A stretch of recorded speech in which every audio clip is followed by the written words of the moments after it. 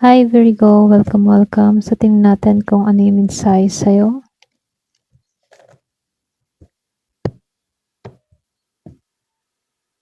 Kuha tayo ng isa dito.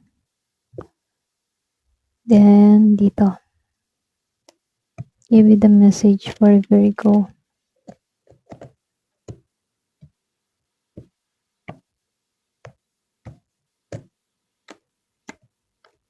Tatlo.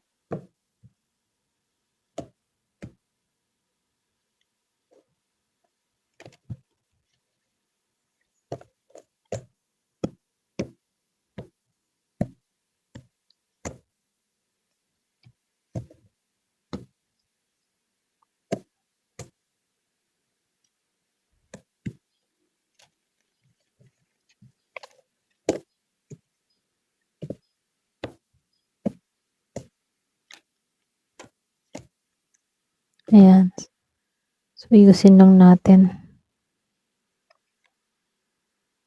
Garden. The tree.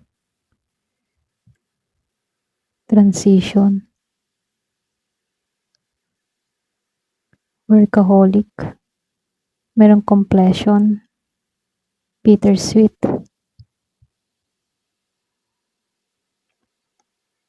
Creative expression. Okay, so ito yung mensahe sa'yo. So Virgo, lumabas itong creative expression.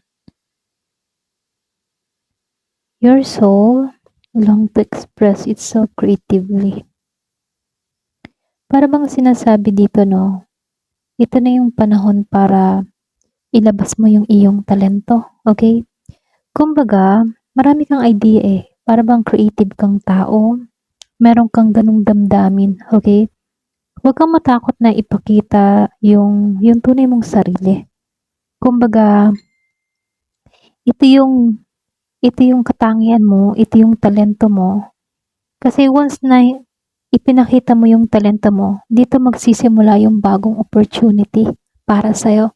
So, iminumungkahi dito, no, kung may talent ka, show your talent, ganon. Okay? Kasi ito yung magbibigay sa'yo ng paglago or mga bagong opportunity sa buhay mo. Okay? Para bang dito ka uunlad. So, lumalabas meron lang akong nakitang bittersweet and completion. Okay? Para bang ito yung nagpapahiwatig ng merong isang yugto sa buhay mo na matatapos na. Maring merong mga pangyayari na mahirap bitawan para sa'yo. Tulad ng mga bad experience, pwedeng meron kang mahal sa buhay na nawala, or maging yung pinaka pag-ibig na nawala din sa'yo, parang ganun. So, lumalabas na hirapan kang bitawan yung nakaraan, ganun, or maging itong taong ito. Ngunit, nakikitaan ko lang dito, no, yung pagtatapos kasi, ito kasi yung magbubukas ng mga magandang direksyon para sa'yo.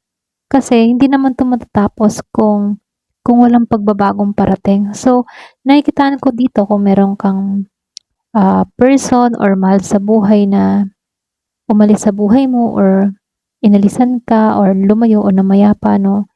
Huwag kang magmukmok doon, ano? Kumbaga, kailangan dito yung maluwalhating pagtanggap, ano? Kasi may mga dahilan kung bakit nawala tong tao na to sa buhay natin or itong pangyayari or sitwasyon na to. May mga dahilan yan, ano? So, nakikitaan ko dito, meron ditong bagong direksyon na papalapit sa'yo or pwede rin pagbabago na parating. May mawala pero may darating. Ganun lang yung nakikita ko dito. So, dito, no, sa workaholic, meron lang konting pwedeng paalala, no? Kasi may time pag tayo sobrang busy, trabahong-trabaho, minsan nakakalimutan na rin natin yung sarili natin, okay? So, dito, meron lang konting paalala na huwag hayaang puro trabaho or pwede ring responsibilidad yung umikot sa buhay mo, no?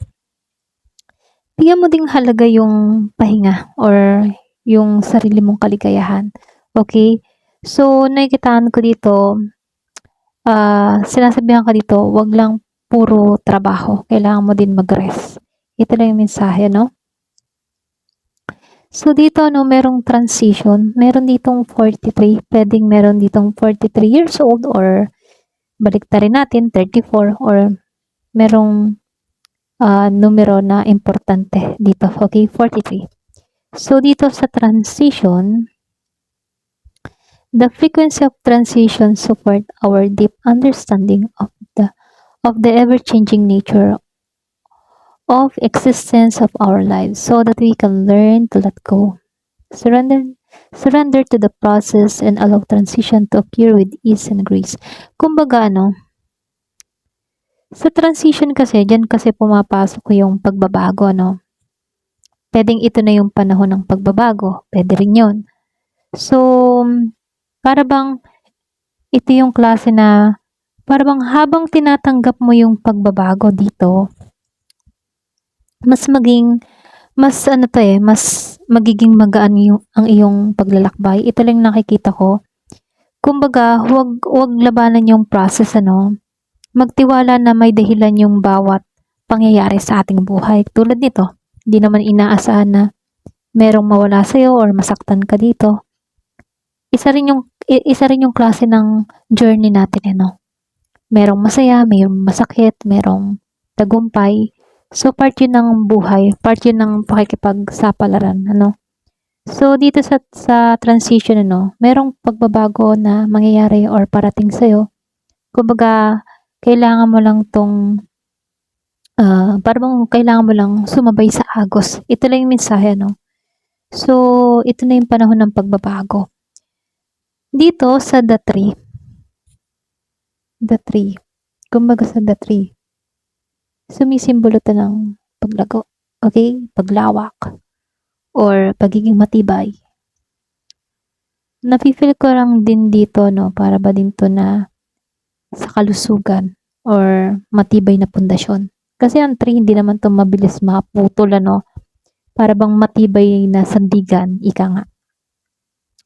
So, nakikitaan ko lang dito, para ba tong patitibayin ka ng panahon. Then, sinabayan pa ng garden. So, lumalabas yung paglago.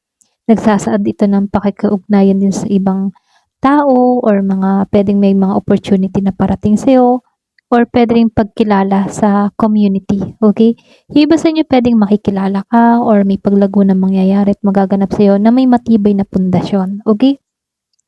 So, Virgo, yung mensahe lang dito, meron lang kasing mahalagang kabanata sa buhay mo. Pwedeng magsasara na dito sa bittersweet and completion.